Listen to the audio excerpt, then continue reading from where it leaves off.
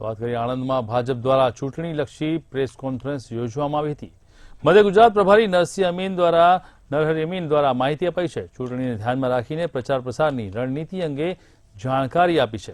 ચૂંટણી ઢંઢેરા પહેલા ભાજપ દ્વારા ગામે ગામ ફરી પ્રજાના સૂચનો લેવામાં આવશે। પ્રજાના સૂચનોને ધ્યાને રાખી ભાજપ ચૂંટણી ઢંઢેરો જાહેર કરશે। 3 પ્રકારના વિવિધ વિકલ્પોની ભાજપ લોકો સુધી પહોંચાડશે। પ્રજા પણ 3 વિવિધ વિકલ્પોની ભાજપને પોતાના અભિપ્રાય આપશે। અને આજે ગુજરાતના 26 લોકસભા વિસ્તારમાં ભારતીય જનતા પાર્ટીના આગેવાનો દ્વારા લોકસભા મત વિસ્તારના હેડક્વાર્ટર્સમાં જઈને પ્રજા સુધી આ માહિતી પહોંચે।